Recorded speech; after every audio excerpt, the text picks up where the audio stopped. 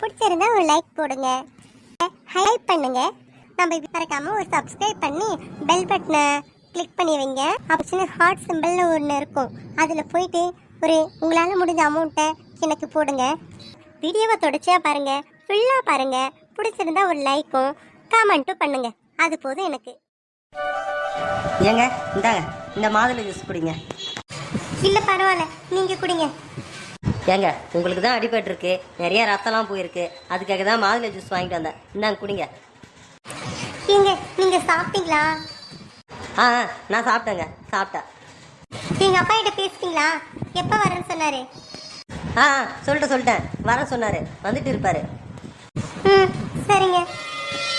எங்க என் நம்பர் கொடுத்து ஃபோன் பண்ண சொன்னனே, ஃபோன் போட்டிங்களா? யாராவது எடுத்தாங்களா? ஃபோன் போட்டேங்க, ரிங் மட்டும் போகுது, ஆனால் யாருமே எடுக்கவே இல்லை. எடுக்கலையா? அப்போ யாராவது எடுத்துகிட்டு போயிட்டு இருப்பாங்களா ஃபோனை? இல்லை சொல்ல முடியாதுங்க, யாராவது எடுத்துகிட்டு போயிருந்தாலும் எடுத்துகிட்டு போயிருக்கலாம், இல்லை அங்கேயே கூட கிடக்கலாம். ஏன்னா யாராவது எடுத்துகிட்டு போயிருந்தா உடனே சுவிட்ச் ஆஃப் பண்ணியிருப்பாங்க, இல்லை உங்கள் சிம்மை கைட்டி போட்டிருப்பாங்க. ஆனால் ரிங் போகுதுல்ல, அப்போ வந்து அங்கே தான் எங்கேனாவது இருக்குன்னு நினைக்கிறேன். அது அந்த இதில் எங்கேயாவது பறந்து போய் அங்கே ஏதாவது புதாரில் ஊந்துருக்குன்னு நினைக்கிறேன். அப்படியா சொல்கிறீங்க? அப்படி இருந்தால் நல்லா தான் இருக்கும். அந்த ஃபோன் அங்கே இருந்தா. அந்த ஃபோனோட விலை 40,000, 2 வருஷத்துக்கு முன்னே தான் வாங்கினேன். சரிங்க, அப்படின்னா ஒன்று பண்ணுறேன், நான் அந்த இடத்துக்கு போயிட்டு பார்க்குறேன். இந்த ஃபோன் அங்கே இருந்தா நான் எடுத்துன்னு வந்து கொடுக்குறேன்.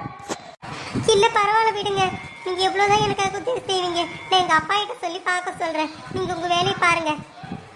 இல்லை பரவாயில்ல, நானே போய் அங்கே தேடி பார்க்குறேன். உங்கள் அப்பாவுக்கு அந்த இடம் கரெக்டாக தெரியாதுல்ல, எனக்கு தான் தெரியும் அந்த இடம், நான் போய் பார்க்குறேன்.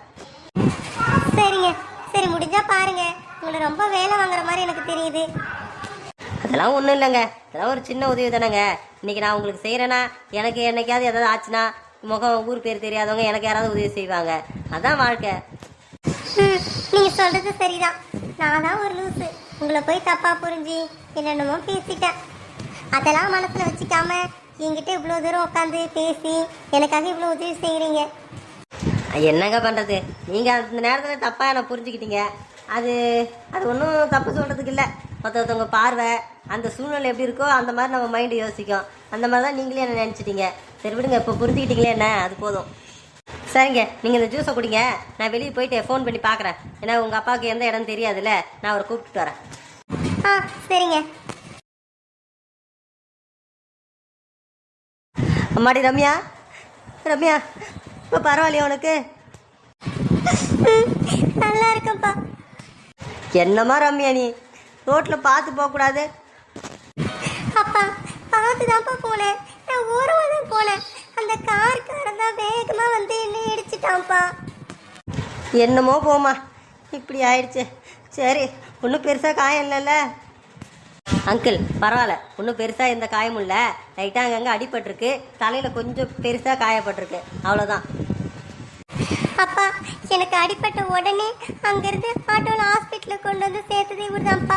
எனக்கு ரத்தம் தேவைப்பட்டிருக்கு போல, அதையும் இவர் தான் கொடுத்துருக்காரு. அப்புறம் ட்ரீட்மெண்ட்டுக்கு பணம் 5,000 ரூபாயும் கட்டியிருக்காருப்பா.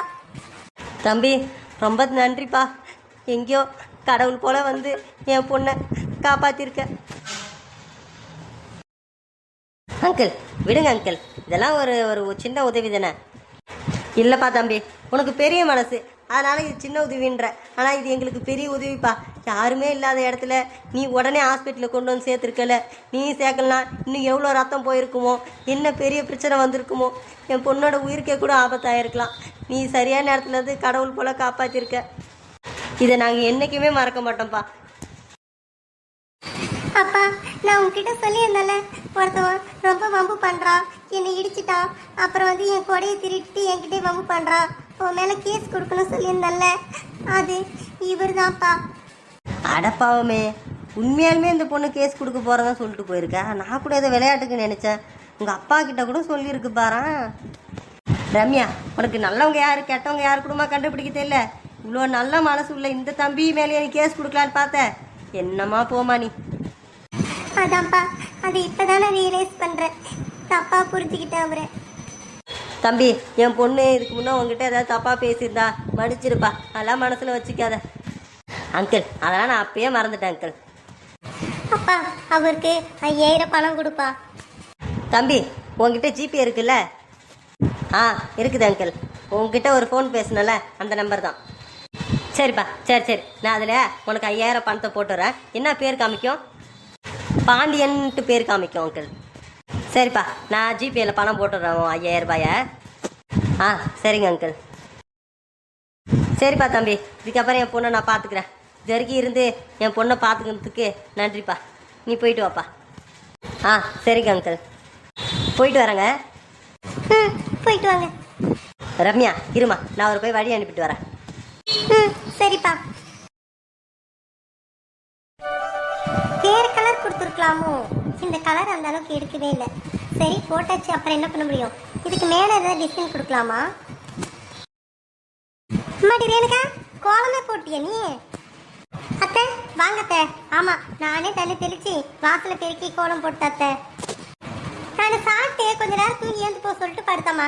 4 மணிக்கு ஏந்துக்கலான்னு பார்த்தேன், அசந்து தூங்கிட்டேன். மணி 5 ஆயிடுச்சு. ஐயோ 5 ஆயிடுச்சு சொல்லிட்டு வேகமாக தொடப்பத்தை எடுத்துட்டு வரேன். அதுக்குள்ள பார்த்தா நீயே போட்ட. அதான் பார்த்த ரூமுக்கு வந்து நீங்க அசந்து தூங்கிட்டு இருந்தீங்களா? சரி, எதுக்கு அத்தையும் டிஸ்டர்ப் பண்ணிக்கிட்டு நாமளே போய் வாசல்ல கோலத்தை போடலாம் சொல்லி வந்துட்டு போட்டாத்த. கோலம் எப்படி அத்தை இருக்கு?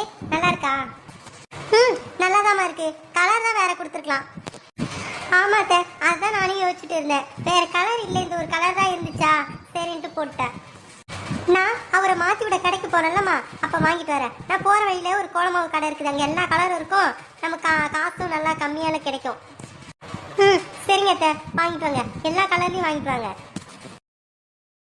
அம்மா கௌதமே, எங்கடா போயிருந்தேன்? என்ன கையில? அம்மா ஃப்ரெண்ட்ஸை பார்க்கலான்னு போயிருந்தேன். அப்படியே வரும்போது இந்த சுடிதார் வாங்கிட்டு வந்தேன் அன்னி கேட்க. சுடிதாரா? ஏண்டா அன்னைக்கு புடவை ஏதாவது வாங்கிட்டு வராம சுடிதார் வாங்கிட்டு வந்திருக்கேன்? அம்மா நான் வாங்கணும்னு வாங்கல, அங்கே வர வழியில் ஒரு ஆஃபரில் வித்துட்டு இருந்தாங்க. ஒரு சுடிதார் வாங்கினா இன்னொரு சுடிதார் ஃப்ரீன்ட்டு. சரின்ட்டு போய் பார்த்தேன், நல்லா தான் இருந்துச்சு. அப்படியே ஒன்று வாங்கினேன், அதான் இன்னொன்று ஃப்ரீயாக கொடுத்தாங்க. கௌதமே, எனக்கு நீ புடவை கூட வாங்கிட்டு வந்து கொடுத்ததில்ல. அன்னைக்கு என்னடா இப்பதான் ஒரு புடவை வாங்கிட்டு வந்து கொடுத்தேன், அதுக்குள்ள 2 சுடிதார் வாங்கிட்டு வந்திருக்கேன். அன்னி மேல உனக்கு அவ்வளோ பாசமா? ஆமாம்மா, அன்னி தான் இதுக்கப்புறம் நம்ம குடும்பத்தை தாங்க போகிறாங்க. உனக்கு அடுத்தது அண்ணனையும் அன்னி தான் பார்த்துக்க போகிறாங்க. இப்போ அன்னி நம்ம வீட்டுக்கு முக்கியமான ஆள் தானே. பாரு மாதிரி எனக்கா உன் மேல எவ்வளோ பாசம் வச்சிருக்கான்ட்டு. இந்த மாதிரி ஒரு குழந்தைனார் உனக்கு கிடைப்பாங்களா? ஆமாத்த, எனக்கே ஆச்சரியமா இருக்கு. குழந்தைனாருக்கு என் மேல எம்புட்டு பாசமா?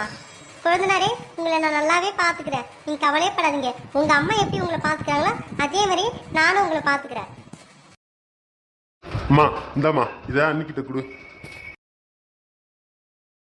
இந்த மாதிரி எனக்கா சுடிதார் நல்லா தான் இருக்கு. ஆமா, என்ன சைஸ் இது? சைஸா? அண்ணி நான் அதெல்லாம் பார்க்கவே இல்லையே. இந்த சைஸ் கம்மியா இருக்கே, இது எனக்கு பத்தாதே. இதை போடவும் முடியாது என்னால. என்ன நீ சொல்றீங்க? பத்தாதா? ஆமா ஆமா, இந்த சைஸ் என்னால போடவே முடியாது. இப்போ வாங்கிட்டு வந்தது வேஸ்டா போச்சா? இந்த சுடிதார் சைஸ் எனக்கு பத்தாதான். ஆனா என் தங்கச்சி கரெக்டா இருக்கும். என் தங்கச்சிக்கு இந்த சைஸ் சுடிதார் தான் போடுவா. நான் வேணா அவளுக்கு கொடுத்துட்றேன். ஆ சரிங்க, நீ அப்படி பண்ணிடுங்க.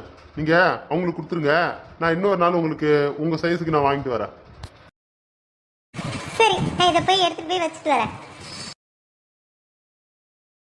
ஏன்டா கௌதமே, வாங்க போற சொல்லிட்டு என்கிட்ட ஒரு போன் அடிச்சு கேட்க கூடாது? அப்ப சைஸ் என்னன்ட்டு நான் இப்படியே தெரியாம கேட்டு உனக்கு சொல்லியிருப்பேன். இப்படி வாங்கி வந்து வேஸ்டா போச்சு. அம்மா ஒரு நிமிஷம் இரு, நான் எல்லாம் தெரிஞ்சு தான் வாங்கினேன். இந்த சைஸு அன்னைக்கு கரெக்டாக இருக்காதுன்ட்டு எனக்கு தெரியும். தெரியுமா? அப்ப எதுக்குடா வாங்கினேன்? அம்மா இந்த சுடிதார் வாங்கினது அன்னைக்காக இல்லை, பூமாரி போகிறதுக்காக தான் வாங்கினது. இப்படி கொடுத்து அப்படி கொடுக்கறது தான் பிளானே. எந்த ஆஃபர்லையும் போடல, ஒன்றும் இல்லை. இது ரெண்டுமே காசு கொடுத்து வாங்கினா கொஞ்சம் காஸ்ட்லியானது. இது ரொம்ப நல்லா இருக்கும். இதை எப்படியாவது பூமாரி கொண்டு போய் சேர்க்கணுன்ட்டு தான் அந்த பிளான். ஏய் பாரா, எப்படி எப்படிலாம் பிளான் போடுற? உனக்கு அந்த பூமாரி கண்டிப்பா கிடைப்பா, கண்டிப்பா கிடைப்பா. நீ கவலைப்படாத. அண்ணே ருக்மணி, நீயா? அண்ணே தூங்குறியா? சரி சரி, நீ தூங்குனே, நான் அப்புறமா வரேன். இல்லை ருக்மணி, தூங்கலாம் இல்லை, வா. நீ வேற நல்லா தூங்கிட்டு இருந்த, நான் வேற உன் தூக்கத்தை டிஸ்டர்ப் பண்ணிட்டேன் நானே. இல்லைம்மா ருக்மணி, நான் தூங்கவே இல்லை. நான் சும்மா அப்படியே படுத்துருந்தா அதை நான் கண்ணை முடிக்கிட்டு தூங்கலாம் இல்லை. சொல்லுமா, என்ன விஷயம்? அண்ணே ஒரு உதவிண்ணே, செஞ்சு தரியா? என்ன உதவிமா? அண்ணே, எனக்கு 1,00,000 ரூபாய் பணம் தேவைப்படுதுண்ணே. 1,00,000 ரூபாயா? எதுக்கு? அதானே, செல்வி நிச்சயதார்த்தம் பண்றதுக்கு காசு வேணும்ல, அதான் அதுக்கு தான் 1,00,000 வேணும்.